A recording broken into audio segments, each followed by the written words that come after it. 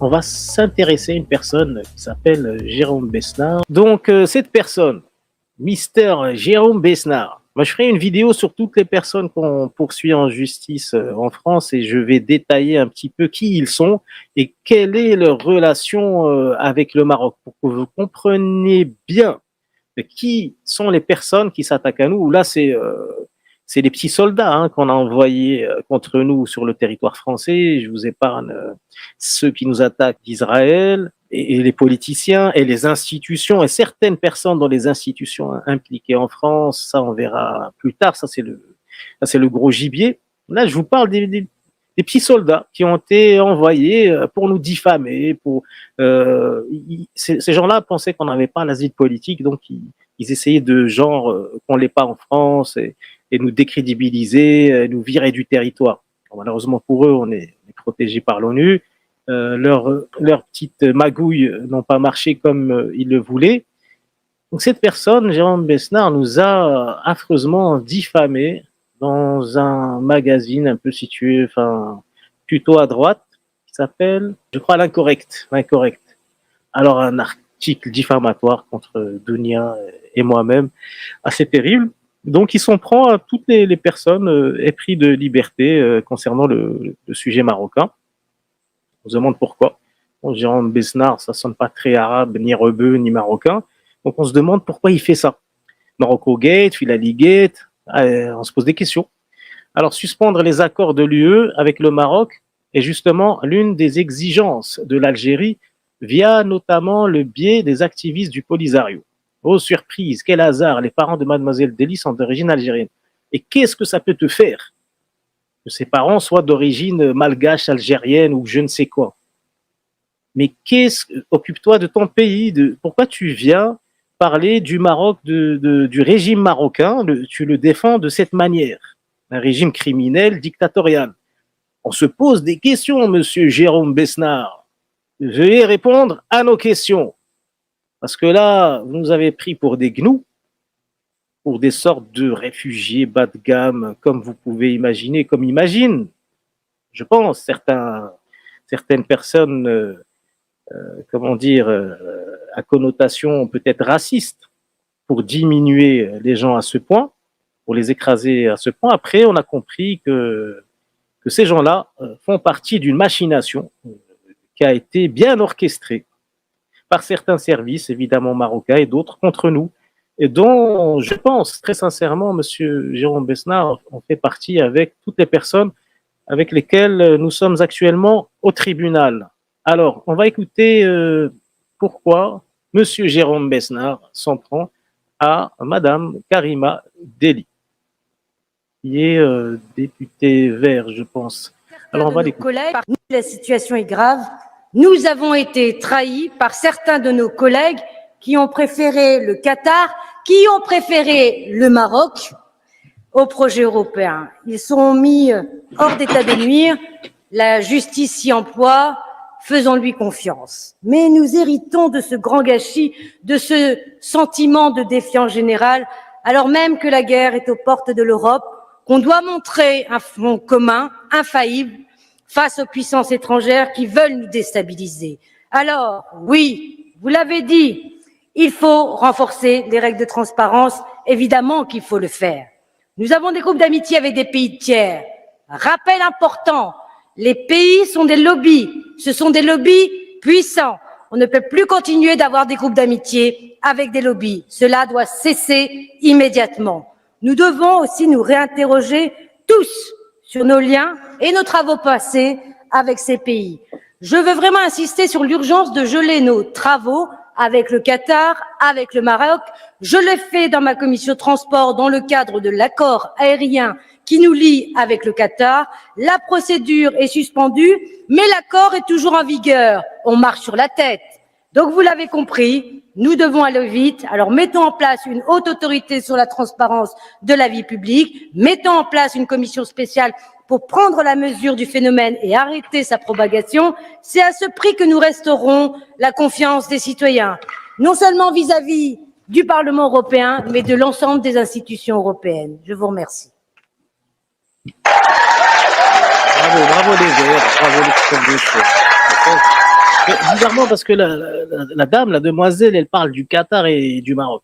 Lui, il est bloqué sur le Maroc, le Maroc, le Maroc, le Maroc. Monsieur Jérôme, on va enquêter sur sur vos relations avec le Maroc.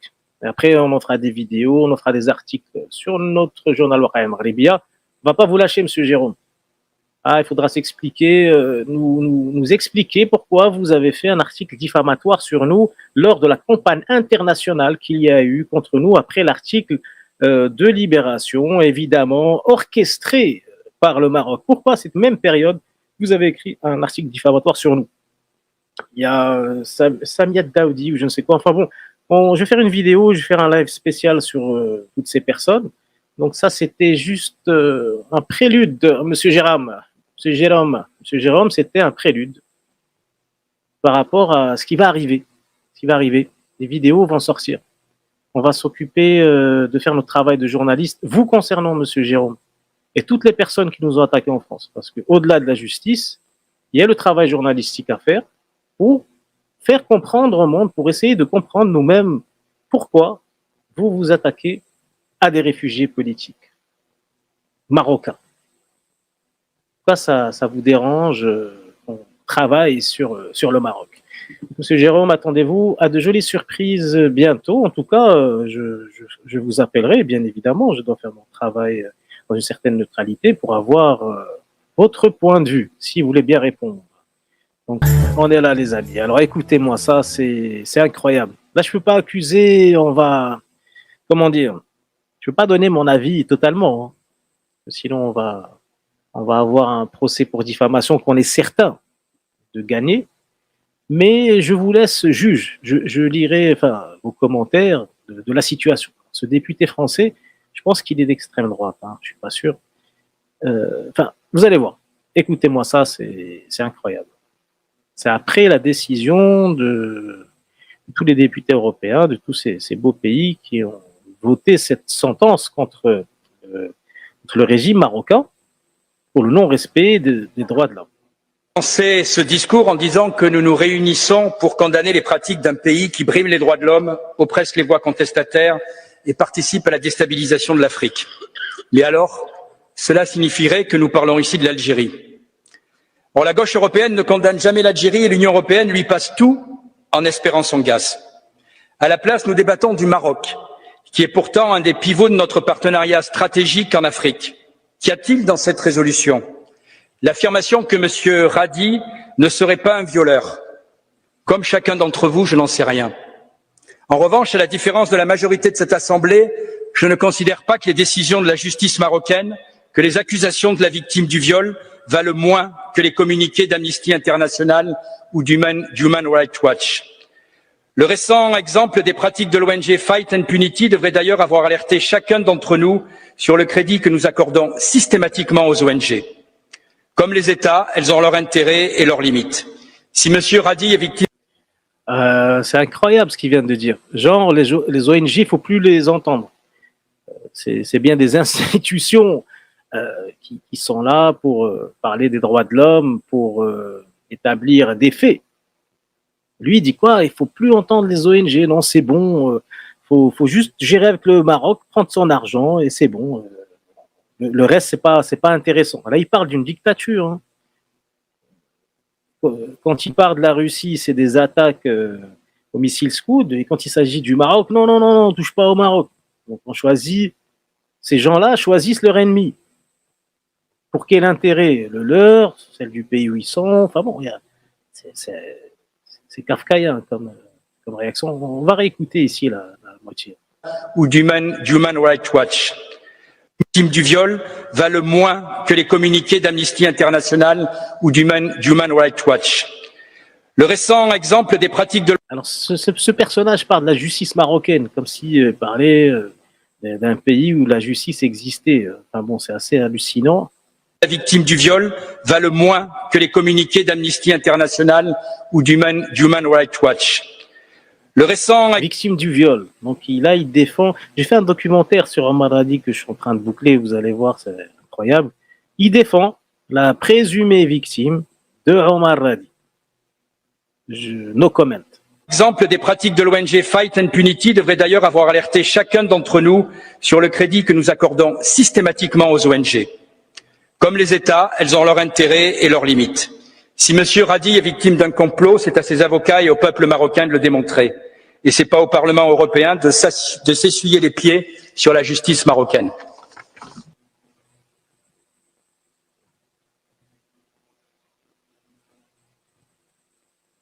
Ça y est, il a fini ces trucs-là. Allez, ciao. Non, mais sérieux, quoi. Essuyer les pieds sur la justice marocaine. Il défend la justice marocaine. C'est très bien que c'est une dictature, que des millions de gens souffrent au Maroc de la situation actuelle, du non-respect des droits de l'homme, du non-partage de l'argent des Marocains. Famille royale qui s'empresse à piller les richesses de ce pays, ça tout le monde le sait évidemment, et lui tout ce qu'il trouve à dire c'est qu'il faut respecter la justice marocaine. À ce monsieur-là, il faut qu'on enquête aussi sur lui. Hein. Il est assez connu, on va voir ce qu'il fait, quelles sont ses relations avec le Maroc. Il faut ouvrir des enquêtes.